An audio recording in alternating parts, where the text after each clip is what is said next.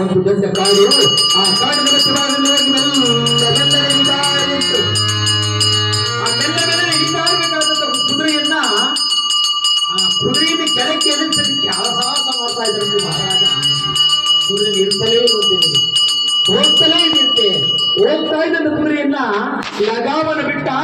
ಆ ಕುದುರೆ ಕೊಡಲನ್ನು ಭಾಷಿಟ್ಟುಕೊಂಡ ಕುದುರೆಯನ್ನು ಕುಳಿತುಕೊಂಡ ಮಹಾರಾಜ ಹೋಗಿದ್ದು ದೊಡ್ಡ ಒಂದು ಹಡವಿ. ಆ ಹಡವೆ ಮಧ್ಯಭಾಗದಲ್ಲಿ ಮೆಲ್ಲನೆ ಇಳಿತಾ ಇದೆ ಕುದುರೆ. ಇಳಿತಾ ಇರಬೇಕಾದ್ರೆ ಇನ್ನೇನು ನೆಲವನ್ನು ಮುಟ್ಟಬೇಕು. ಆ ನೆಲವನ್ನು ಮುಟ್ಟುವಷ್ಟರಲ್ಲಿ ಆ ಕುದುರೆ ತನ್ನ ಶರೀರವನ್ನು ಅಳ್ಳಾಡಿಸ್ತಂತೆ ನೋಡಿ. ಯಾವಾಗ ತನ್ನ ದೇಹವನ್ನು ಅಳ್ಳಾಡಿಸ್ತೋ ಕುದುರೆ ಮೇಲೆ ಕುಳಿತಿದ್ದ ಮಹಾರಾಜ ಪರಮಾತ್ಮ ಎಂಬುದಾಗಿ ಕೈಬಿಟ್ಟ. ಕಾಡಿನ ಮಧ್ಯವಾಗಿ ತಟ್ಟಲೆ ಬಿಟ್ಟ.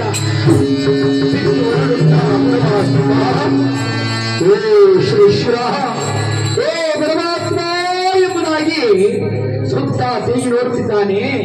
ಆ ಮಹಾರಾಜ ಬಿದ್ದ ಎಷ್ಟೋ ಹೊತ್ತಿಗೆ ಕುದುರೆ ಮೆಲ್ಲನೆ ಬೆರೆಯಿದೆ. ಮಹಾರಾಜ ಬಿದ್ದ ಎಷ್ಟು ಹೊತ್ತಿಗೆ ಹೋಗಿ ಮಹಾರಾಜನ ಮುಂದೆ ನಿಂತುಕೊಂಡು ಕುದುರೆ ಆ ಕುದುರೆಯನ್ನೇ ನೋಡುತ್ತಿದ್ದಾನೆ ಮಹಾರಾಜ.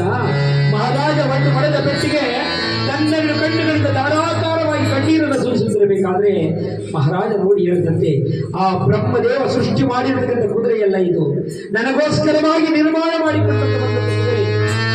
ಪರಮಾತ್ಮ ಎಂಬುದಾಗಿ ಆ ಕುದುರೆಯನ್ನು ಹಿಡ್ಕೊಂಡು ಮೆಲ್ಲನೆ ಹೋಗ್ತಾ ಇದ್ದಾನೆ.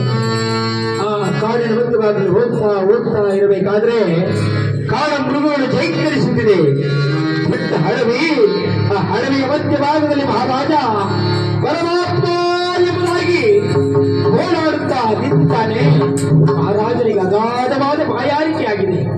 ಯಾವಾಗ ಅಗಾಧವಾದ ಬಾಯಾರಿಕೆ ಆಯಿತೋ ಜಲವನ್ನು ಹುಡುಕುತ್ತಿರಬೇಕಾದ್ರೆ ಪರಮಾತ್ಮನ ಕರುಣ ಕಟಾಕ್ಷದಿಂದ ಆ ಕಾಡಿನ ಮಧ್ಯಭಾಗದಲ್ಲಿ ಒಂದು ಕೊಳ ನಿರ್ಮಿತವಾಗಿದೆ. ಕೊಳವನ್ನು ಕಂಡಂತ ಮಹಾರಾಜ ಕೈಯಲ್ಲಿ ಹಿಡಿದುಕೊಂಡಿದ್ದಾನೆ ಕುದುರೆ. ಆ ಕುದುರೆಯನ್ನು ಒಂದು ವೃಕ್ಷಕ್ಕೆ ಕಟ್ಟು ಹಾಕ್ತಾರೆ. ಆ ಕುದುರೆಯನ್ನ ಒಂದು ಮುಳ್ಳು ಮುದುಕದ ಮರ, ಆ ಮುಳ್ಳು ಮುದುಕದ ಮರಕ್ಕೆ ಆ ಕುದುರೆಯನ್ನು ಕಟ್ಟು ಹಾಕಿ ನೀರನ್ನು ಕಂಡ ತಕ್ಷಣ ಮಹಾರಾಜ ಓಡಿ ಹೋಗಿ ನೀರನ್ನು ಮುಟ್ಟಿದ್ದಾನೆ. ನೀರನ್ನು ಮುಟ್ಟಿದ ತಕ್ಷಣ ಮಹಾರಾಜ ಕುಡಿಯತಕ್ಕಂಥ ನೀರು ತಕ್ಷಣ ಮಾಯವಾಯಿತು. ನೀರು ಮಾಯವಾದ ತಕ್ಷಣ ಮಹಾರಾಜನಿಗೆ ಅರಿವಾಯಿತು. ಕುಡಿಯತಕ್ಕಂಥ ನೀರೇ ಮಾಯವಾಯಿತಲ್ಲ ಅಂತ ಹೇಳಿ ಹಿಂದಕ್ಕೆ ತಿರುಗಿ ನೋಡಿದ. ಬೇರೆ ಬಂದ ಕುದುರೆಯೂ ಕೂಡ ಮಾಯವಾಯಿತು. ಸುತ್ತ ತಿರುಗಿ ನೋಡಿದ ಮರಗಿಡಗಳಲ್ಲಿ ಬಿಟ್ಟಿರ್ತಕ್ಕಂಥ ಹಣ್ಣು ಮಾಯವಾಯಿತು.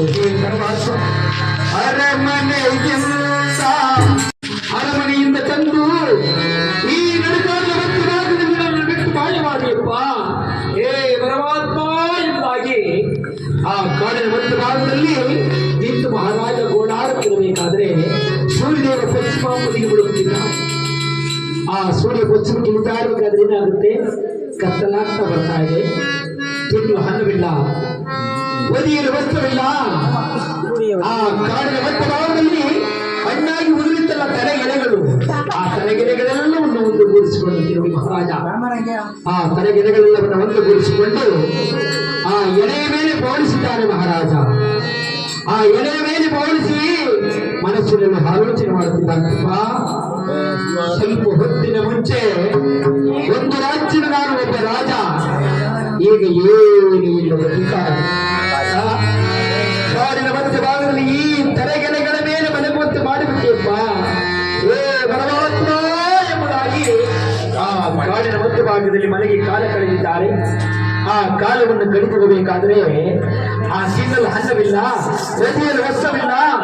ಆ ಕಾಡಿನ ಮಧ್ಯಭಾಗದಲ್ಲಿ ಅಲೆದಾಡುತ್ತಾ ಕೆಟ್ಟ ಗೆಣಸುಗಳನ್ನು ತಿನ್ನುತ್ತಾ 90 ದಿನಗಳನ್ನು ಕಳೆದಿರುತ್ತೆ. ಎಷ್ಟು ದಿನವನ್ನ?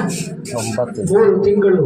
90 ತಿಂಗಳು ಅನ್ನವಿಲ್ಲ, ನೀರಿಲ್ಲ, ಕೆಟ್ಟ ಗೆಣಸುಗಳನ್ನು ತಿನ್ನುತ್ತಾ ಆ ಕಾಡಿನ ಮಧ್ಯಭಾಗದಲ್ಲಿ ಅಲೆದಾಡುತ್ತಾ ಕಾಲನ್ನು ಕಳೆದಿರಬೇಕಾದ್ರೆ ಮಹಾರಾಜ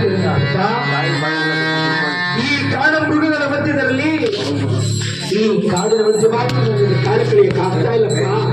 ಇಲ್ಲಿಂದ ನನಗೊಂದು ದಾರಿಯನ್ನ, ಇಲ್ಲಿಂದ ನನಗೊಂದು ಮಾರ್ಗವನ್ನ, ಇಲ್ಲಿಂದ ನನಗೊಂದು ಸದ್ಗತಿಯನ್ನು ಕೊಡುತ್ತಂತೆ ಎಂಬುದಾಗಿ ಆ ಕಾಡಿನೆಲ್ಲ ಮಧ್ಯಭಾಗವನ್ನು ಪ್ರಲಾಪಿಸುತ್ತಿರಬೇಕಾದ್ರೆ ಪರಮಾತ್ಮನ ಕರುಣ ಕಟಾಕ್ಷದಿಂದ ಆ ಕಾಡಿನ ಮಧ್ಯಭಾಗದಲ್ಲಿ ಒಂದು ಕಾಲು ದಾರಿ ನಿರ್ಮಿತವಾಯಿತು. ಆ ಕಾಲು ದಾರಿಯನ್ನು ಕಂಡ ತಕ್ಷಣ ಮಹಾರಾಜ ತಟ್ಟನೆ ಎದ್ದು ನಿಂತುಕೊಂಡು ಕಲ್ಲು ಮುಳ್ಳು ಬೆಟ್ಟ ಗುಡ್ಡ ಪ್ರದೇಶಗಳಿಲ್ಲದೆ ಆ ಕಾಲು ದಾರಿಯಲ್ಲಿ ರಾಮಧ್ಯಾನವನ್ನು ಮಾಡಿಕೊಂಡು ಹೋಗ್ತಾ ರಂಗ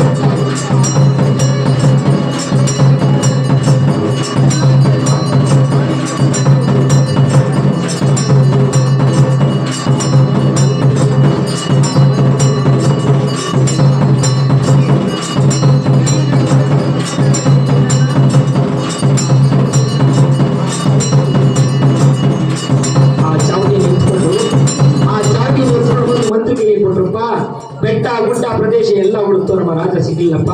ಆದ್ರೆ ಮಹಾರಾಜ ಕುದುರೆಯವರಿಗೆ ಕೊಡುತ್ತಿದ್ರಲ್ಲ ಚೌಟಿ, ಆ ಚೌಟಿ ಮಾತ್ರ ಆ ಕಾಡಿನ ಮಧ್ಯವಾಗಿ ಹಿಡಿದಿದ್ದೋ ತಗೋ ಅಂತ ಹೇಳಿ ಆ ಮಂತ್ರಿಗೆ ಕೊಟ್ಟರು. ಪಕ್ಕದಲ್ಲಿ ನಿಂತಿದ್ರಲ್ಲ ಯಾರು, ಕಾರವಾನ್ ಸಾಹೇಬರು, ಆ ಮಂತ್ರಿಗೆ ಯಾವಾಗ ಚೌಟಿ ಕೊಟ್ಟರು ಆ ಚೌಟಿನ ಮಂತ್ರಿಯಿಂದ ತಟ್ಟನೆ ಕಿತ್ಕೊಂಡಿರ್ತೀವಿ ನೋಡಿ, ಆ ಚೌಟಿ ನಂದು ಕೊಡಪ್ಪ, ನಿಮ್ಮ ರಾಜನಿಗೆ ನಾನೇ ಕೊಟ್ಟಿದ್ದು ಒಡೆಯಕ್ಕೆ ಕುದುರೆಯನ್ನ. ಕಾರಣ ಭಗವಂತ ತನ್ನ ಕೈಯಲ್ಲಿ ಹಿಡಿದಿರ್ತಕ್ಕಂಥ ಬಾಣವನ್ನೇ ಆ ದಿವಸ ಚೌಟಿಯನ್ನಾಗಿ ಮಾಡಿಕೊಂಡು ಹೋಗಿದ್ದಾನೆ. ಆ ಚೌಟಿಯನ್ನು ಈಸ್ಕೊಂಡು ಮಂತ್ರಿಗೆ ಹೇಳಿದಂತೆ, ನೋಡಪ್ಪ ನಿಮ್ಮ ದೊರೆ ಎಲ್ಲನ್ನೋ ಏನೋ ಎತ್ತೋ ನನಗೆ ಗೊತ್ತಿಲ್ಲ, ಇಲ್ಲ ನಮ್ಮ ಕುದುರೆ ನಮಗೆ ಕೊಟ್ಬಿಡಿ, ಇಲ್ಲ ಅಂದ್ರೆ ನಮ್ಮ ರಾಜ ಹೇಳಿದ್ದಲ್ಲ ಏನಂತ 1,00,000 ರೂಪಾಯಿ ಕೊಡ್ತೀನಿ ಅಂತ ಹೇಳಿ ಅಷ್ಟು ಹಣವನ್ನಾದ್ರೂ ನಾನು ಕೊಟ್ಟುಬಿಟ್ಟಪ್ಪ, ನಾನು ಹೊರಟೋಗ್ತೀನಿ. ನೋಡಿ ಭಗವಂತ ಎಷ್ಟು ಬುದ್ಧಿವಂತ. ರಾಜನ ಕಳಿಸ್ತಾ ಇಲ್ಲಿ ಮಂತ್ರಿನೂ ಕೂಡ ಪರೀಕ್ಷೆ ಮಾಡ್ತಾನೆ. ತೂನು ಕೊಡ್ತೀನಿ ಅಂತನೋ ಏನಯ್ಯ ಕುದುರೆ ಕೊಡುವಾಗ ನಾನು ಕೇಳಿ ಕೊಡ್ತಿದ್ದ, ಕೊಟ್ಟ ನಂತರ ಈಸ್ಕೊ ಹೋಗುತ್ತಾನೆ. ಈಗ ಹಂಗೆ ಆಗಿರೋದು ಈ ಕಾಲ ಅಲ್ವೇನವ? ಯಾವ ಪ್ರೀತಿ ಹೇಳಿದ್ದ, ಈಗ ನಿಮ್ ರಾಜ ಇಲ್ಲ, ಕುದುರೆನೂ ಇಲ್ಲ, 1,00,000 ನೀವು ಕೊಡ್ತೀರಪ್ಪ ಅಂತೆ. ಮಂತ್ರಿ ಆಗಿದ್ದು ಮಂತ್ರಿಯವರು ಮನಸ್ಸಿನಲ್ಲಿ ಯೋಚನೆ ಮಾಡಿದಂತೆ, ನಮ್ಮ ರಾಜ್ಯದ ಮೇಲೆ ಕಳಂಕ ಬರಬಾರದು, ನಮ್ಮ ರಾಜ ಆಡಿದ ಮಾತಿಗೆ ಕುಂದು ಬರಬಾರದು ಅಂತ ಹೇಳಿ ಆ ಕಾರವಾನ್ ಸಾಹೇಬರನ್ನ ಕರ್ಕೊಂಡು ಹೋಗಿ ಅರಮನೆಯಲ್ಲಿ ನಿಂತಲ್ಲ ಭಂಡಾರ ಖಜಾನಿ, ಆ ಖಜಾನಿಯಿಂದ ತೆಗೆದು 1,00,000 ರೂಪಾಯಿ ಹಣವನ್ನು ತಗೊಂಡು ಆ ಜಗದೊಡೆಯನಾಗಿರ್ತದೆ ಪರಮಾತ್ಮಗೆ ಖರೀದಿ ಪಾವತಿ ಮಾಡಬೇಕು. ನೋಡಿ ತಗೊಳಪ್ಪ, ನಮ್ಮ ರಾಜ ಹೇಳಿದಲ್ಲ 1,00,000 ಕೊಡ್ತೀನಿ ಅಂತ ಹೇಳಿ, ಇರೋ ತಗೋ ಬರೋದು ಅಂತ ಹೇಳಿ ಆ ಮಂತ್ರಿ, ಮಹಾರಾಜನ ಮಂತ್ರಿ ಆ ಕಾರವಾರ ಸಾಹೇಬರಿಗೆ ಹಣವನ್ನು ಕೊಟ್ಟು 1,00,000 ಇಸ್ಕೊಂಡು ಕೈಯೊಟ್ಟಿ ಬರುವಂತ 1,00,000 ರೂಪಾಯಿನ ಯಾರನ್ನು ಇಸ್ಕೊಂಡ್ರು? ವಿಕ್ರಮಾದಿತ್ಯ ಮಹಾರಾಜನ ಮಂತ್ರಿಯಿಂದ ಇಸ್ಕೊಂಡು ತನ್ನ ಗಂಡಗಳಿಂದ 1,00,000 ರೂಪಾಯಿನ ನೋಡಿ ಮತ್ತೆ ಅದೇ 1,00,000 ತಗೊಂಡೋಗಿ ವಿಕ್ರಮಾದಿತ್ಯ ಮಹಾರಾಜನ ಖಜಾನೆಗೆ ಹಾಕ್ಬಿಟ್ಟು ಪರಮಾತ್ಮ ಅದೃಶ್ಯರಾಗಿ ಬಿಟ್ಟು ಭಗವಂತನ ಕಾಸಬೇಕಾಗಿಲ್ಲ. ಅವನು ಬರಬೇಕಿತ್ತು, ಅವನ ಕೆಲಸ ಮುಗಿಸ್ಬೇಕಿತ್ತು, ಏನೇನು ಮಾಡ್ದ ಎಲ್ಲವನ್ನು ಮಾಡ್ದ, ಕಡೆಗೆ ಮಂತ್ರಿನೂ ಕೂಡ ಪರೀಕ್ಷೆ ಮಾಡ್ದ, ಎಲ್ಲವನ್ನು ಮಾಡಿ ಆ ಭಗವಂತ ಸಂತೋಷದಿಂದ ಏನು ಮಾಡ್ದ, ಆ ವಿಜಯನಗರದ ಕಾಲು ತಂದು ಹೊಂಟ. ಯಾವಾಗ ಭಗವಂತ ಕಾಲು ತಂದು ಹೋದ್ನೋ ಆ ವಿಜಯನಗರ ಅಧೋಗತಿಗೆ ಹೊರಟು. ಕಾರಣ ರಾಜನಿಲ್ಲದ ರಾಜ್ಯ, ರಾಣಿ ಇಲ್ಲದ ಅರಮನೆ ಯಾವುದಕ್ಕೂ ಸಮಾನವಾಗುತ್ತದೆ. ಎಂತ ಒಂದು ರಾಜ್ಯಕ್ಕೊಬ್ಬ ರಾಜ ಇರಬೇಕಂತೆ, ಒಂದು ಅರಮನೆಗೆ ಆ ರಾಣಿ ಇದ್ರೆ ಆ ಮನೆಗೆ ಒಂದು ಕಡೆ, ರಾಣಿ ಇಲ್ಲದ ಅರಮನೆ ಯಾವುದಕ್ಕೂ ಸಮಾನವಾಗುತ್ತದೆ. ಆ ರಾಜನಿಲ್ಲದ ರಾಜ್ಯ ಏನಾಯ್ತು, ಅಧೋಗತಿಗೆ ಹೊರಟೋಯ್ತು. ಮಂತ್ರಿ ಮಾನ್ಯರು ಪ್ರಜೆಗಳೆಲ್ಲ ಗೋಡಾಡುತ್ತಾ ಆ ವಿಜಯನಗರ ಶೋಕಾಂಬುದಿಯನ್ನು ಮುಳುಗಿರಬೇಕಾದ್ರೆ ಈ ಕಡೆ ವಿಕ್ರಮಾದಿತ್ಯ ಮಹಾರಾಜರು ಎಲ್ಲಿದ್ದಾರೆ? ಆ ವಿಜಯನಗರ ಅಧೋಗತಿಗೆ ಸ್ಥಿರಬೇಕಾದ್ರೆ ವಿಕ್ರಮಾದಿತ್ಯ ಮಹಾರಾಜರು ಎಲ್ಲಿದ್ದಾರೆ? ಪಟ್ಟಣದಲ್ಲಿದ್ದಾರೆ. ತಿನ್ನ ಹಣ್ಣವಿಲ್ಲ, ಒದಿಯಲು ವಸ್ತ್ರವಿಲ್ಲ, ಅವರು ನೇರವಾಗಿ ಊಟ ಮಾಡಿ ಗಡ್ಡ ಮೀಸೆಗಳು ಬೆಳೆದಿದೆ. ದಟ್ಟ ದರಿದ್ರನಾಗಿ ಆ ತಾವಲಿಂದ ಪಟ್ಟಣದ ರಾಜಬೀದಿಯಲ್ಲಿ ರಾಮ ಧ್ಯಾನವನ್ನು ಮಾಡಿಕೊಂಡು ನಡೆದುಕೊಳ್ಳುತ್ತಾರೆ.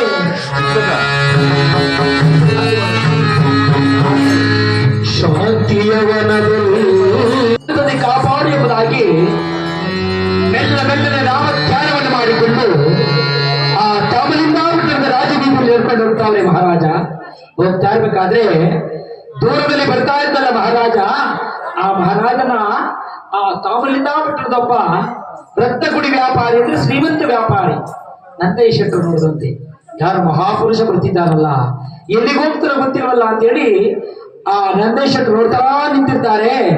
ಮೆಲ್ಲ ನಡ್ಕೊಂಡು ಹೋದ ಮಹಾರಾಜ ಆ ನಂದೇಶಕ್ಕಿಯವರ ಮನೆ ಮುಂದೆ ಹಾಕಿತ್ತಲ್ಲ, ಅಂದ್ರೆ ಅಂಗಡಿ ಮುಂದೆ ಹಾಕಿದ್ದಲ್ಲ ಜಗಲಿ, ಆ ಜಗಲಿ ಮೇಲೆ ಕೊಟ್ಕೊಂಡಿದ್ರು ಯಾರು? ವಿಕ್ರಮಾದಿತ್ಯ ಮಹಾರಾಜ. ಯಾವಾಗ ವಿಕ್ರಮಾದಿತ್ಯ ಮಹಾರಾಜ ಹೋಗಿ ಆ ಜಗಲಿ ಮೇಲೆ ಕುಳಿತುಕೊಂಡು ಅಂಗಡಿ ಮುಂದೆ ಆ ನಂದೇಶಕ್ಕೆ ಅವತ್ತು ಯಾವಾಗಿನ ವ್ಯಾಪಾರವಾಯಿತು, ಯಾವತ್ತೂ ಕೂಡ ಆಗದ ವ್ಯಾಪಾರವಾಯಿತು. ಅಂಗಡಿಯಲ್ಲಿ ಏನೇನಿತ್ತು ಹಳೆಯ ಸರಕೆಲ್ಲ ಖಾಲಿ ಆಯಿತು. ಬಹಳ ವಿಜೃಂಭಣೆಯಿಂದ ವ್ಯಾಪಾರವಾಯ್ತಲ್ಲ. ನೋಡ್ದ, ಯಾರು ಬಂದಿರ್ಬೇಕು ನನ್ನ ಅಂಗಡಿಗೆ, ನನ್ನ ಅಂಗಡಿಯಲ್ಲಿ ಇಷ್ಟೊಂದು ವ್ಯಾಪಾರವಾಗ್ತಾ ಇದೆಯಲ್ಲ ಅಂತೇಳಿ ಅಂಗಡಿಯಿಂದ ಹೊರಕ್ಕೆ ಬಂದು ನೋಡ್ದ, ಆ ಜಗಲಿ ಮೇಲೆ ತಲೆಯನ್ನ ಕೆದರಿಕೊಂಡು ಹುಚ್ಚನಂತೆ ನೆರವನ್ನೇ ನೋಡಿಕೊಂಡು ಕುಳಿತಿದ್ದ ಆ ನಂದೇಶಕ್ಕೆ ನೋಡಿದಂತೆ ಇವನೆಂತ ಪುಣ್ಯವಂತನಪ್ಪ, ಇವನ ಕಾಲು ಕೂಡ ಇನ್ನೆಷ್ಟು ಚೆನ್ನಾಗಿದೆ, ಇವನು ಬಂದ ಕ್ಷಣಕ್ಕೆ ಇಷ್ಟೊಂದು ವ್ಯಾಪಾರವಾಯ್ತಲ್ಲ ಅಂತ ಹೇಳಿ ಯೋಚನೆ ಮಾಡ್ತಾನೆ. ಹೌದು, ಹೆಣ್ಣು ಮಕ್ಕಳಿಗೆ ಏನಂತಾರೆ ಕಾಲು ಗುಣ ಅಂತಾರೆ. ಅವ್ರು ಬಂದ ಟೈಮಲ್ಲಿ ಒಳ್ಳೇದಾದ್ರು ಅವ್ರಿಗೆ, ಕೆಡ್ತಾದ್ರು ಅವ್ರಿಗೆ. ಇನ್ನೊಬ್ಬರಿಗೆ ಕೈ ಗುಣ ಅಂತಾರೆ. ಯಾರಿಗೆ? ಡಾಕ್ಟರ್ಗೆ. ಏನಲ್ಲ ಇರ್ಲಿ, ಇಂತ ಯಾರಿರಬೇಕು ಅಂತ ಹೇಳಿ ಪಕ್ಕಕ್ಕೆ ಬಂದು ಕುಳಿತುಕೊಂಡು ಕೆಲ್ಸವನ್ನು ಯಾರಪ್ಪ ನೀನು? ನಿನ್ನ ರಾಜ್ಯ ಯಾವುದು, ನಿನ್ನ ದೇಶ ಯಾವುದು, ನಿನ್ನ ಅಮಾನ್ಯಕವೇನು? ನೀನು ನಮ್ಮ ಅಂಗಡಿ ಮುಂದೆ ಬಂದು ಕುಳಿತುಕೊಂಡಲ್ಲ, ನೀನು ಯಾರಪ್ಪ?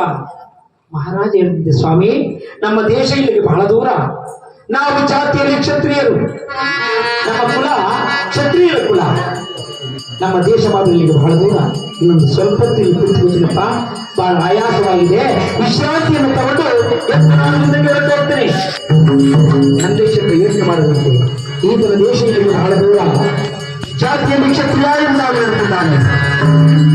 ಒಂದು ಆಚರಿಸಿದ ವ್ಯಾಪಾರವಾಯ್ತಲ್ಲ, ಇರಲಿ ಇನ್ನು ಸ್ವಲ್ಪ ವ್ಯಾಪಾರ ಮಾಡಿಬಿಟ್ಟು ವ್ಯಾಪಾರವನ್ನು ಮುಗಿಸಿಕೊಂಡು ಮನೆಗೆ ಕರೆಕೊಂಡು ಹೋಗೋಣ ಅಂತ ಹೇಳಿ ಆ ನಂದೇಶ್ವರ ಆ ದಿವಸದ ವ್ಯಾಪಾರವನ್ನೆಲ್ಲವನ್ನು ಮುಗಿಸಿದ್ದಾರೆ.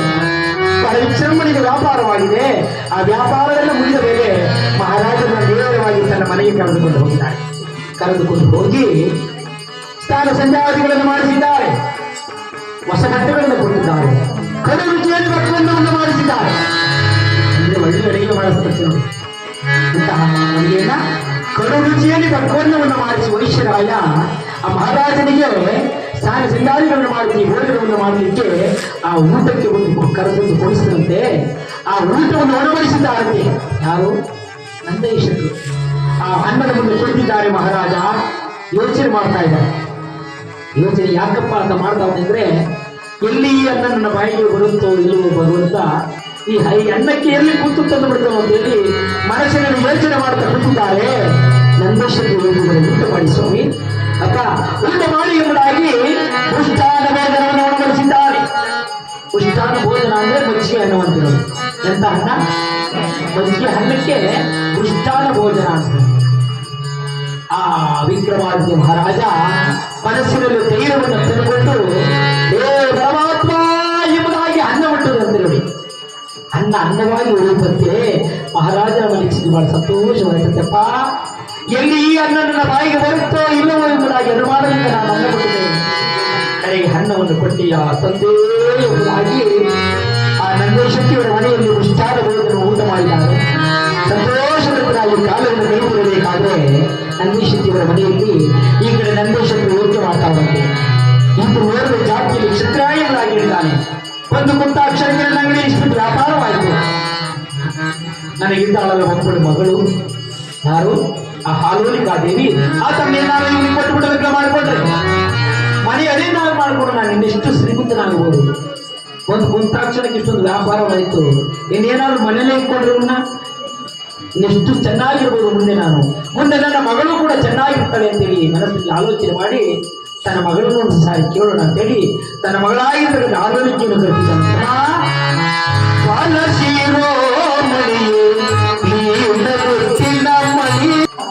ಒಳ್ಳೆ ವರನನ್ನ ಗಂಡನ ಕರ್ಕ ಬಂದಿದ್ದೇನೆ, ಬಾ ತಾಯಿ ನೋಡು, ಈತನಿಗೆ ಮಾಲೆ ಹಾಕೋ, ಇದನ್ನು ಲಗ್ನ ಮಾಡ್ಕೊಂತಾನಂತೆ. ಆಲೋಲಿಕಾದೇವಿಯವರ ಅಪ್ಪಾಜಿ, ಅವನ ಗುರುತ ಪರಿಚಯವಿಲ್ಲ, ಅವನ ಕೊನೆಗೋತ್ರ ಗೊತ್ತಿಲ್ಲ, ಅಂಥವನ್ನ ತಂದು ನನ್ನ ಮುಂದೆ ನಿಲ್ಲಿಸ್ಬಿಟ್ಟು ನೀನು ಅವನ ಮದುವೆ ಆಗು. ಅವನು ಯಾರೋ, ಯಾವ ದೇಶವೋ, ಯಾವ ಕುಲವೋ, ಯಾರೋ ಏನೋ ಎತ್ತೋ ಏನೋ ನಮಗೆ ಗೊತ್ತಿಲ್ಲ, ಅಂಥವನ್ನ ನಾನು ಹೇಗೆ ಮದುವೆ ಆಗೋದು? ಸಂದೇಶಕ್ಕೆ ಹೇಳಿದಮ್ಮ, ನನ್ನ ಮಾತನ್ನು ಕೇಳು, ಈತ ನಿನ್ನ ಮದುವೆ ಆಗು, ಆಮೇಲೆ ನನಗೆ ಹೇಳು. ಈತ ನಿನ್ನ ಮದುವೆ ಆದರೆ ನಿನ್ನ ಭಾಗ್ಯಕ್ಕೆ ಇಲ್ಲ, ದಯಮಾಡಿ ನನ್ನ ಮಾತನ್ನು ಕೇಳಿ ಈತನಿಗೆ ನೀನು ಮಾಲೆ ಹಾಕು ಅಂತಕ್ಕಂಥ ಮಾತನ್ನ ತನ್ನ ಮಗಳಿಗೆ ಚಾರಣ ತಿಳಿಸಿದ್ದಾನೆ. ಆಲೋಲಿಕಾದೇವಿ ತಂದೆಗೆ ಒಂದು ಮಾತು ಹೇಳಿದ್ರಂತೆ, ಅಪ್ಪಾಜಿ ನಿನ್ನ ಮಾತಿನಂತೆ ನಾನು ಅವನ ಮದುವೆ ಹಾಕ್ತೀನಿ, ಆದ್ರೆ ಒಂದು ವಿಚಾರ, ಈ ದಿನ ಹಗಲು ಕಳೆದ ರಾತ್ರಿ ಆದ ಮೇಲೆ ನಾನು ಮಲಗತಕ್ಕಂಥ ಶಯನಾಗೃಹ ಅಂದ್ರೆ ನಾನು ಮಲಗತಕ್ಕಂಥ ಕೋಣೆ, ನಾನು ಮಲಕೋತಿನಲ್ಲ ಚಿತ್ರಶಾಲೆ, ಅಲ್ಲಿ ಈತನನ್ನ ಕರ್ಕವನ್ನೆಲ್ಲ ಬಿಡು, ಅಲ್ಲಿ ನನ್ನ ಗುಣಲಕ್ಷಣವನ್ನು ಪರೀಕ್ಷೆ ಮಾಡಿ ಆಮೇಲೆ ಮದುವೆ ಆಗ್ತೀನಿ ಅಂತ ನೋಡಿ. ಆಗ್ಲಿತ್ತಂತೆ ಹೆಣ್ಣು ಗಂಡನ ಪರೀಕ್ಷೆ ಮಾಡೋದು ಕಣವ, ತಡವ ಚೆನ್ನಾಗಿ ಅನುಭವ ಆಗತ್ ಕಣಪ್ಪ. ಇವಾಗ್ಲೂ ಇಲ್ವಾ ಆಗ್ಲಿಗೆ ಆ ಹೇಳೋ ಅರ್ಥ ಅಂದ್ರೆ ಈಗ ಆಗ್ಲಿಕ್ಕೆ ಅಂದ್ರೆ ಒಳ್ಳೆಯವನು ಕೆಟ್ಟವನು ಅವನ ಗುಣಲಕ್ಷಣಗಳನ್ನ ಪರೀಕ್ಷೆ ಮಾಡಿ ಆಮೇಲೆ ಮದುವೆ ಆಗ್ತೀನಿ ಅಂತ ಹೇಳಿ ತಂದೆಗೆ ವಿಚಾರ ಹೇಳಿದ್ರು. ಆಗ ಅದೇ ರೀತಿಯಾಗಿ ಆ ದಿನ ಹಗಲು ಕಳೆದು ರಾತ್ರಿ ಆಯಿತು. ವಿಕ್ರಮಾದಿತ್ಯ ಮಹಾರಾಜನಿಗೆ ಮತ್ತೆ ಸ್ನಾನ ಮಾಡಿಸಿದ್ರು, ಹೊಸ ಬಟ್ಟೆಗಳನ್ನು ಕೊಟ್ಟರು, ಭೋಜನವನ್ನು ಮಾಡಿಸಿ ಮಹಾರಾಜರನ್ನ ಕರ್ಕೊಂಡೋಗಿ ಎಲ್ಲಿ ಬಿಟ್ರು, ಆ ಹಾಲೇಳುಗಾದ ದೇವಿ ಮಲಗ್ತಿದ್ರಲ್ಲ ಚಿತ್ರಶಾಲೆ, ಆ ಚಿತ್ರಶಾಲೆಗೆ ಕರೆದುಕೊಂಡು ಹೋಗಿಬಿಟ್ರು. ಆ ಚಿತ್ರಶಾಲೆಯಲ್ಲಿ ಹೋಗಿ ನಿಂತ್ಕೊಂಡ್ರು ಮಹಾರಾಜ. ಆ ಶೃಂಗಾರವುಳ್ಳಂತ ಅರಮನೆಯನ್ನು ನೋಡಿದ ಮಹಾರಾಜ ಅಂತ ಒಂದು ಮನೆಯನ್ನು ಕಳಿಸಿದಂತೆ ನೋಡಿ ನಂದೇಶ್ವರ. ಯಾರಿಗೆ? ಮಗಳಿಗೆ. ಗೋಡೆ ಮೇಲೆ ಅಂಶ ಪಕ್ಷಿಗಳನ್ನು ಬರೆಸಿದ್ದಾನೆ. ಮಗಳು ಮಲಗಲಿಕ್ಕೆ ಅಂಶ ತೂಲಿಕ ಮಂಚ, ಆ ಮಂಚಕ್ಕೆ ಎತ್ತ ನೋಡಿದ ಮುತ್ತಿನಲ್ಲಿ ಮಾಡಿರ್ತಕ್ಕಂಥ ಗೊಂಚಲು, ಮಗಳು ಹೊತ್ತುಕೊಳ್ಳಲಿಕ್ಕೆ ರಕ್ತ ಕಂಬಳಿ, 4 ಕಡೆಗೆ 4 ದೀಪಸ್ತಂಭ ಉರಿತಾ ಇರುವಂತೆ. ಎಂತ ಶ್ರೀಮಂತ ಆತ ಯೋಚನೆ ಮಾಡಿದಂತೆ ಮಹಾರಾಜಪ್ಪ. ಮತ್ತು ಹೊತ್ತಗ ತನ್ನ ಮಗಳಿಗೆ ಎಂತ ಒಂದು ಅರಮನೆಯನ್ನು ಕಳಿಸಿದ್ದಾನೆ. ಇಂಥ ಅರಮನೆಯಲ್ಲಿ ತಂದು ನನ್ನನ್ನು ಬಿಟ್ಟಿದ್ಯಾ, ಮುಂದೇನು ನನಗೆ ಗಂಡಾಂತರವನ್ನ, ಮುಂದೇನು ತೊಂದರೆಯನ್ನು ನನಗೆ ತಂದೊಡ್ಡು ಬಿಡುತ್ತಿದ್ದ. ಹೇ ಪರಮಾತ್ಮ ಎಂಬುದಾಗಿ ಬಂದದ್ದೆಲ್ಲ ಬರಲಿ, ನಿನ್ನ ದಯ ನನ್ನ ಮೇಲಿರಲಿ ಅಂತೇಳಿ ಶ್ರೀರಾಮ ಎಂಬುದಾಗಿ ಆ ಮಂಚದ ಮೇಲೆ ಮಲಿಕೊಂಡು ಅವನು ಧೈರ್ಯ ತಗೊಂಡ. ಏನಾಯ್ತದ ಹಾಗೆ ಬಿಡ್ಲಿ ಅಂತೇಳಿ ಆ ಮಂಚದ ಮೇಲೆ ಮಲಿಕೊಂಡ್ರು. ಏನಂದ? ಬಂದದ್ದೆಲ್ಲ ಬರಲಿ, ನಿನ್ನ ದಯ ನನ್ನ ಮೇಲಿರಲಿ ಅಂತೇಳಿ ಶ್ರೀರಾಮ ಎಂಬುದಾಗಿ ಆ ಮಂಚದ ಮೇಲೆ ಮಲಿಕೊಂಡ. ಆಲೋಲಿಕಾದೇವಿ ಮಲಗ್ತಾ ಇದ್ದಲ್ಲ, ಆ ಹಂಶ ತೂಲಿಕ ಮಂಚದ ಮೇಲೆ ಮಲಗಿದ್ದಾರೆ. ಗಾಢವಾದ ನಿದ್ರೆಯನ್ನು ಮಲಗಿರಬೇಕಾದ್ರೆ ಮಹಾರಾಜ ಈ ಕಡೆ ಆಲೋಲಿಕಾದೇವಿ ಶೃಂಗಾರಭರಿತಳಾಗಿ ಬಂಗಾರ ತಟ್ಟೆಯಲ್ಲಿ ಕರ್ಪೂರವೆಲ್ಲಿ ಮೆರೆಸಿಕೊಂಡು ಆ ರಂಗು ಮಾಡಿ ಬರುತ್ತಿದ್ದಾರೆ. ಕುಂಕುಮ ಇಟ್ಕೊಂಡು ಜರದಾರಿ ಕುಪ್ಪುಸ, ಕಣ್ಣಿಗೆ ಕಾಡಿಗೆ, ಕಾಲಿಗೆ ಗತ್ತೆ, ನವರತ್ನ ವರಮಗಳನ್ನ ಕೊರಳನ್ನು ಧರಿಸಿಕೊಂಡು ಶೃಂಗಾರಭರಿತಳಾಗಿ ಏನ್ ಮಾಡಿದ್ರು, ಆಸೆ ಇಟ್ಟುಕೊಂಡು ಬಂದು ಎಲ್ಲಿಗೆ? ಆ ಮಹಾರಾಜ ಮನೆಗಿದ್ದಲ್ಲ ತನ್ನ ಚಿತ್ರಶಾಲೆಗೆ. ನಮ್ಮಪ್ಪ ಒಳ್ಳೆ ಗಂಡು ಕರ್ಕ ಬಂದವನೇ, ಮಾತಾಡ್ಸೋಣ, ಆತನ ಜೊತೆಯಲ್ಲಿ ವಿಶ್ವಾಸವನ್ನ ಗಳಿಸೋಣ ಅಂತೇಳಿ ಆಸೆ ಇಟ್ಕೊಂಡು ಬಂದು ಮಂಚದಲ್ಲಿ ಮಡಗಿದ್ದಂತೆ ಮೈ ಮೇಲೆ ಪ್ರಜ್ಞೆ ಇರುದಂತೆ ಹೆಂಗ್ ಬೇಕಾಗಿಲ್ಲ ನೋಡಿದ್ರು. ಇವನು ಎಷ್ಟು ವರ್ಷದಿಂದ ನಿದ್ದೆ ಮಾಡಿದ್ರು ಗೊತ್ತಿರಲ್ಲಪ್ಪ. ಅಂದ್ರೆ ಪರಸ್ಥಳದಲ್ಲಿ ಈ ರೀತಿ ಮಲಗಿದ್ದಾರಲ್ಲ. ನಾವು ಯಾವತ್ತೇ ಆಗ್ಲಿ ಯಾರಾದ್ರೂ ಮನೆಗೆ ಹೋದ್ರೆ ಹೆಂಗ್ ಬೇಕಂದ್ರೆ ನಾವು ಮನಿಕೊಳಕ್ಕಾಗುತ್ತಾ? ಏನಾದ್ರೂ ನಮ್ಮ ಮನೇಲಿ ನಾವು ಮನಿಕೊಂಡಂಗೆ ಬೇರೆ ಮನಿಕೊಳಕ್ಕಾಗುತ್ತವ? ಆಲೋಲಿಕಾದೇವಿ ಯೋಚನೆ ಮಾಡುದು, ಮೈ ಮೇಲೆ ಪ್ರಜ್ಞೆ ಇರುವಂತೆ ಪರಸ್ಥಳದಲ್ಲಿ ಈ ರೀತಿ ಮಲಗವನಲ್ಲ, ಈ ರೀತಿ ಮಲಗಿರೋನ ನಾನು ಎಚ್ಚರಿಸುವುದಕ್ಕೆ ಕುಡಿದು ಪರಿಚಯವಿಲ್ಲ, ಕುಲಗೋತ್ರ ಗೊತ್ತಿಲ್ಲ, ಇವನು ಯಾರು ಅನ್ನೋ ವಿಚಾರ ಗೊತ್ತಿಲ್ಲ, ಇವನನ್ನು ಯಾವ ರೀತಿ ಎಚ್ಚರಿಸುವುದು ಅಂತೇಳಿ ಆ ಬಂಗಾರ ಕಟ್ಟೆಯಲ್ಲಿದ್ದಲ್ಲ ಪನ್ನೀರು, ಆ ಪನ್ನೀರನ್ನು ಹಾಕದಂತೀನಿ. ಆ ಪನ್ನೀರಿಗೂ ಎಚ್ಚರವಾಗಿರುವಂತೆ ಯಾರು? ಆ ಮಹಾರಾಜರು. ಯಾವ ರೀತಿ ಎಚ್ಚರಿಸುವುದು ಅಂತ ಹೇಳಿ ಪನ್ನೀರಿಗೆ ಎಚ್ಚರವಾಗಿವಲ್ಲ, ಆ ಮಲಗಿದಂತ ಮಹಾರಾಜನೇ ನೋಡುತ್ತಾ ಹೇಳ್ತಾಳಂತೆ ಆಲೋಲಿಕೆ ದೇವಿ. ನೋಡುತ್ತಾ ಆ ವರ್ಣನೆಯನ್ನು ಮಾಡಿ ಪನ್ನೀರನ್ನು ಹಾಕುತ್ತಾ ಎಚ್ಚರಿಸುತ್ತಿದ್ದಾಳೆ. ಕರೆದರೆ ಬರೆದರು ಬಯಸುವುದಲ್ಲಪ್ಪ ಅಪ್ಪ ರಮಣ, ಬೇರಲಿನ ಮುಖವನ್ನ ತಳತಳನ ಒಳೆಯುವಂತ ನನ್ನ ರೂಪದ ನೋಡಪ್ಪ ಅಂತೇಳಿ ರಾಗ ರಚನೆಯಿಂದ ಪನ್ನೀರಿಂದ ಎಚ್ಚರಿಸುತ್ತಿದ್ದಾಳೆ. ಆ ಪರಮಾತ್ಮನ ಕರುಣ ಕಟಾಕ್ಷದ ಮಹಾರಾಜನ ಎಚ್ಚರವಾಗ್ತಾ ಇಲ್ಲ. ಆ ಎಚ್ಚರವಾಗದ ಕಾರಣ ಆಲೋಲಿಕಾದೇವಿ ಯೋಚನೆ ಮಾಡುತ್ತೆ, ಇನ್ಯಾವ ರೀತಿ ಈತನನ್ನು ಎಚ್ಚರಿಸುವುದು?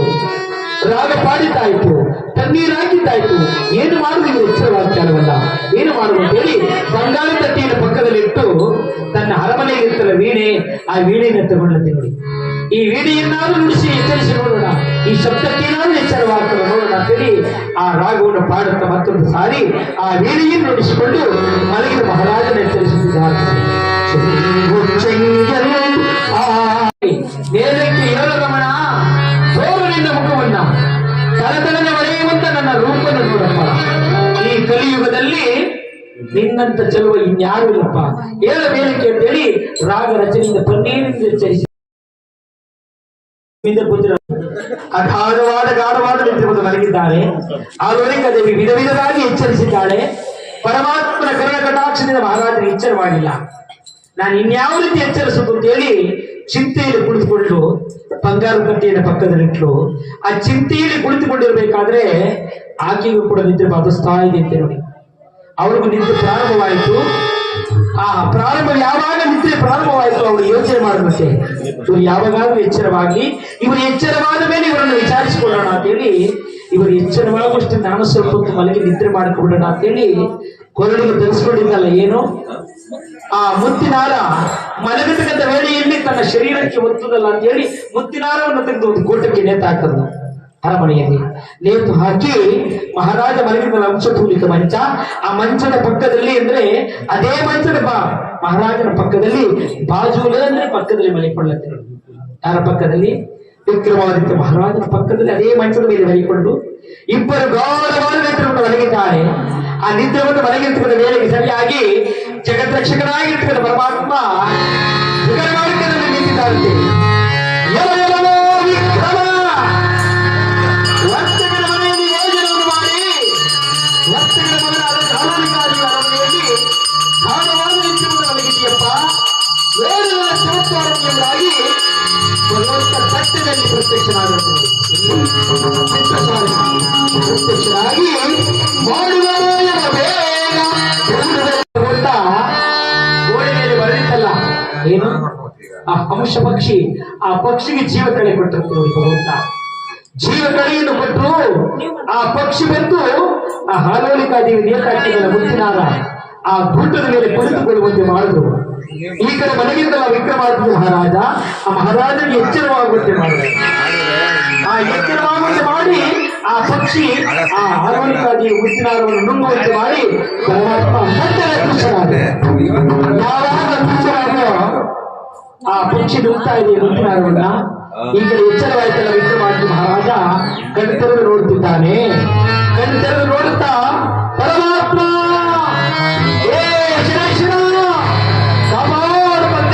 ಕಣ್ಮುಚ್ಚಿದ್ದಾನೆ. ಕಣ್ಮುಚ್ಚಿ ಕಣ್ಬಿಡುವಷ್ಟರಲ್ಲಿ ಮುತ್ತಿನಾರವನ್ನೆಲ್ಲವನ್ನು ನುಂಗೊತ್ತು ಹೋಗಿ ತನ್ನ ಪಟವನ್ನು ಸೇರ್ಕೊತ್ತು. ಅದು ಎಲ್ಲಿತ್ತು ಅಲ್ಲಿ ಸೇರ್ಕೊತ್ತು. ಅಲ್ಲಿ ಮುತ್ತಿನಾರ ಏನಾಯಿತು? ಮಾಯವಾಯಿತು.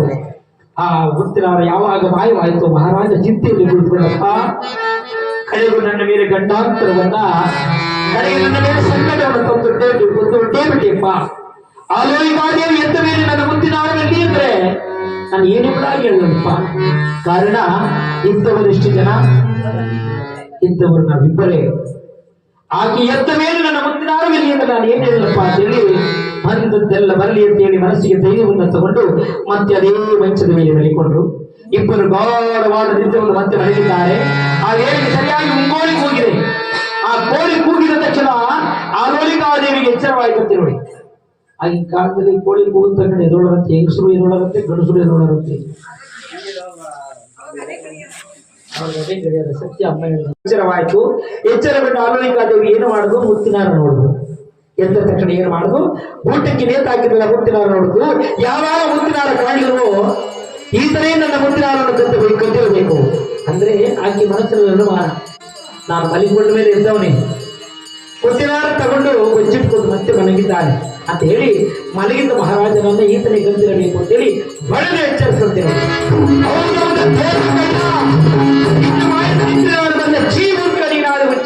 ಕ್ರೋಧದ ಮುತ್ತಿನಾರವನ್ನ ಅಂತ ಹೇಳಿ ಮಲಗಿದ ಮಹಾರಾಜನ ಬಡನೆ ಎಚ್ಚರಿಸಿದ್ರು. ಎಚ್ಚರಗೊಂಡಂತ ಮಹಾರಾಜ ಏನು ತಾಯಿ, ಅಮ್ಮ ಏನು ತಾಯಿ, ಏನೆಂಬುದಾಗಿ ಕೇಳ್ತಿರ್ಬೇಕು ಕ್ರೋಧದ ಮುತ್ತಿನಾರವನ್ನ. ಆ ಮಹಾರಾಜ ಹೇಳುತ್ತೆ, ಅಮ್ಮ ನಿನ್ನ ಮುತ್ತಿನಾರವನ್ನ ಕಣ್ಣಿಂದ ನಾನು ನೋಡಿದ್ದು ಸತ್ಯ, ಕರೆಗಳಿಂದ ನಾನು ಖಂಡಿತವಾಗಿ ಮುಟ್ಟಿಲ್ಲ ತಾಯಿ ಎಂದಾಗ ಆಲೋಲಿಕಾದೇವಿ ಕೇಳಿದೇನು ಕಣ್ಣ, ನಾನೆಷ್ಟು ಕೇಳಿದ್ರು ನನಗೆ ಗೊತ್ತಿಲ್ಲ, ನಾನು ಮುಟ್ಟಿಲ್ಲ ಎಂಬುದಾಗಿ ನಮ್ಮ ತಂದೆಯವರಿಗೆ ಮಲಗಿದ್ದ ಕುಳಿತಿದ್ದ ಮಹಾರಾಜನ್ನ ಆ ಚಿತ್ರಶಾಲೆಯಿಂದ ಎಳೆದುಕೊಂಡು ಹೋಗ್ತಾ ಇದ್ದಾಳೆ. ಹೋಗ್ತಾ ಇರ್ಬೇಕಾದ್ರೆ ಮಹಾರಾಜ ಆ ಆಲೋಲಿಕಾದೇವಿ ವಂಶವಂತೆಯೇ ಅಂಶ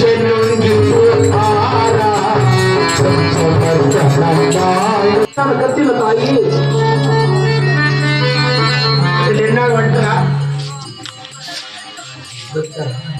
ಸೇರ್ ಖಾಲಿ ಆಗಲ್ಲ ಅಂತ ಕೇಳಕ್ ಹೋದ್ರೆ ಕೇಳು ಗಮನಿಸ ಬರ್ತದ ನಾನೇ ಆ ಪರಮಾತ್ಮನ ಪಾದ ಸಾಕ್ಷಿಯಾಗಿ ನಾನು ಹುಡುಕಿಲ್ಲ ಕ್ರಮ.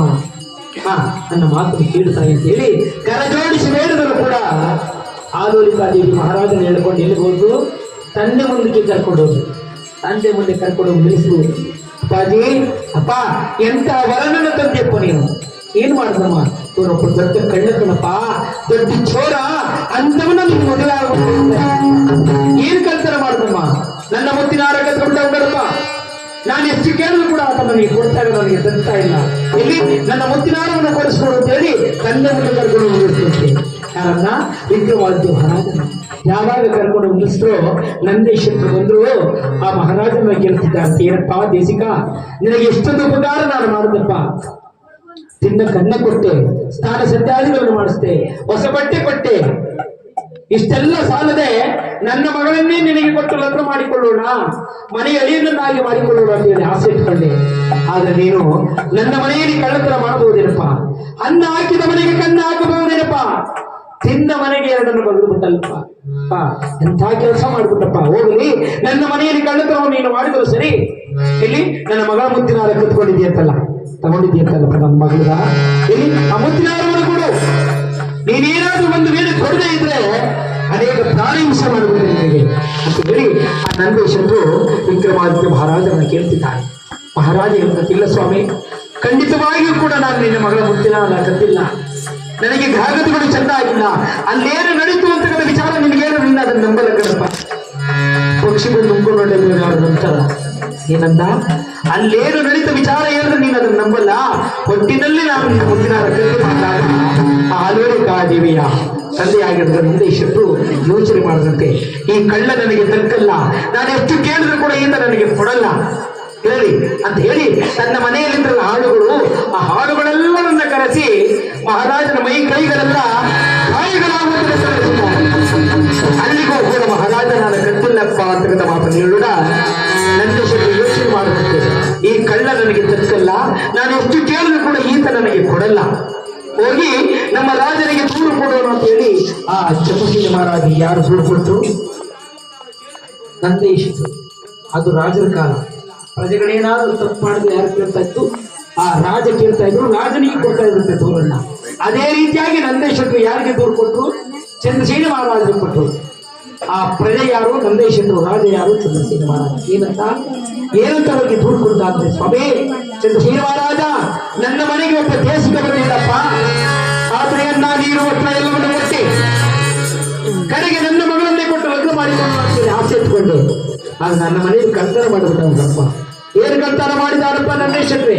ಪ್ರಭು, ನನ್ನ ಮಗಳ ಮುತ್ತಿನವರನ್ನು ಕತ್ಕೊಂಡವನೇ, ನಾನು ಎಷ್ಟು ಕೇಳಿದವ್ರು ನನಗೆ ಕೊಡ್ತಾ ಇಲ್ಲ, ನನಗೆ ತಪ್ತಾ ಇಲ್ಲ. ಅವನನ್ನ ನಿನ್ನ ಆಸ್ಥಾನಕ್ಕೆ ಕರೆಸ್ಕೊಂಡು ವಿಚಾರಣೆಯನ್ನು ಮಾಡಿ ನನ್ನ ಮಗಳ ಮುತ್ತಿನವರನ್ನು ಕೊಡಿಸ್ಕೊಡ್ಬೇಕು ಅಂತ ಹೇಳಿ ಚಂದ್ರಸೇನ ಮಹಾರಾಜ ಯಾರು ದೂರು ಕೊಟ್ಟು? ಅದು ರಾಜರ ಕಾಲ. ರಾಜ ಚಂದ್ರಸೇನ ಮಹಾರಾಜ, ಪ್ರಜೆ ಬಂದು ನಂದೀಶರು ಯಾರು ದೂರು ಕೊಟ್ಟರು? ಚಂದ್ರಸೇನ ಮಹಾರಾಜ. ಯಾವಾಗ ದೂರು ಕೊಟ್ಟರು, ಮಂತ್ರಿ ಮಾನ್ಯರೊಡಗೂಡಿ ಸಭೆಯಲ್ಲಿ ಕುಳಿತಿದ್ದಾರೆ ಚಂದ್ರಸೇನ ಮಹಾರಾಜ. ಕುಳಿತುಕೊಂಡು ದೂತರಿಗೆ ಇರ್ತದೆ, ದೂತರೇ ಈಗ ನಂದೀಶಕ್ಕೆ ಬಳಿ ನೀವು ಕಳ್ಳ ಇದ್ದಾರಂತೆ, ಹೋಗಿ ಕರೆದುಕೊಂಡು ಬನ್ನಿ. ರಾಜರಾಜ್ಯ ಅಂತ ಬಂದು ದೂತರು ಆ ಮಹಾರಾಜರನ್ನ ಕರ್ಕೊಂಡೋಗಿ ಚಂದ್ರಸೇನ ಮಹಾರಾಜರನ್ನ ನೆಲೆಸಿತು. ಯಾರನ್ನ? ವಿಕ್ರಮಾದಿತ್ಯ ಮಹಾರಾಜರನ್ನ ಎಳೆದೊಯ್ದು ಕರ್ಕೊಂಡು ಹೋಗಿ ನೆಲೆಸಿತು. ಚಂದ್ರಸೇನ ಮಹಾರಾಜನ ಮುಂದೆ ಕೈ ಜೋಡಿಸಿ ನಿಂತ್ಕೊಂಡು ಹೋಗಿ, ಮಹಾರಾಜ ನಿನಗೆ ನಮೋನ್ನಮೆಂಬುದಾಗಿ ನಮಸ್ಕರಿಸಿ ನಿಂತಿದ್ದಾನೆ ವಿಕ್ರಮ. ಚಂದ್ರಸೇನ ಮಹಾರಾಜ ನಿಮಗೆ ಮಂಗಳವಾಗಲಿ, ಬೇರೆ ಕೇಳಪ್ಪ, ನಿನಗೆ ಮಂಗಳವಾಗಲಿ, ಬೇರೆ ಕೇಳುವುದಾಗಿ ಆಶೀರ್ವಾದ ಮಾಡಿದ್ದಾನೆ. ಈ ಕಡೆ ವಿಕ್ರಮಾದಿತ್ಯ ಮಹಾರಾಜ ಮನಸ್ಸಿನಲ್ಲಿ ಯೋಚನೆ ಮಾಡಿದ್ದಾನಪ್ಪ, ಒಂದು ಕಾಲದಲ್ಲಿ ಈತ ನನಗೆ ಸಾಮಂತ, ಅಂದ್ರೆ ನನಗೆ ಎದುರಿ ಕಪ್ಪ ಕಾಣಿಕೆಯನ್ನು ತಂದು ಇವನು ನನಗೆ ಕೊಡ್ತಿದ್ದ.